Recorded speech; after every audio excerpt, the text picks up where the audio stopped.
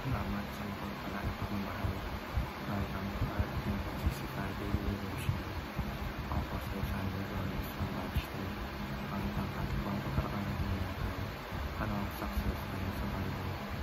Ngayon po ang ating Bible verse ay natin sa Joshua chapter 1 verse 8. Buksan ko at bilang sa isip sundin ang sandaling Diyos. Kaya sabi dito na, keep this book of the law always on your lips.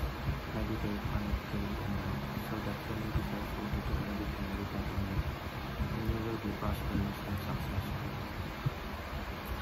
Siya tagaan, ang magpapay ito, ang kautosan ay nagka-achieve sa iyong pagiging, ng sukalit ng pagbubulayang araw at gabi, upang iyong masamang ayon sa lahat ng nakasulat dito, sapagkat kung magkagayon ng iyong pagiging nawain, ang iyong lakad ay pagtatangupan ng tagumpay.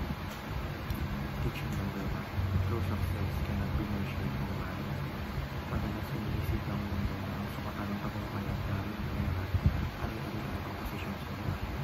Pero ayon sa Biblia, hindi ito ang pamatay ng Diyos. Maraming tao ay mayaman, ngunit kulang pa sa kagalapahan at kasilitan. Pinapakita na salita ng Diyos na ang tunay na tagumpay ay hindi panlabasan, hindi nakaugat sa relasyon natin sa Kanya. Teaching number 2. True success is living the fullness of life. Ang fullness of life ay hindi lang tungkol sa material na bagay, kundi sa kagalakan, kapayapaan at katuparan at iyong ng ibigay ng Diyos. Kapag namumuhay tayo ayon sa kanyang kalooban, tatamasa natin ang isang masaganang buhay kahit hindi tayo pinakamayabang o pinakamainfluensya sa mundo. Teaching number 3. True success is made accessible to you through the Bible. Ang salita ng Diyos ay nagbibigay sa atin ng magandang direksyon upang makita natin ang tunay na tagumpay ayon sa kanyang kautusan. Sa pagbabasa at pagpupulito ng Biblia, nagkatuto tayong mag-desisyon ng tama, umiwas sa kasalanan at lumakad sa mga gusto ng Diyos para sa atin.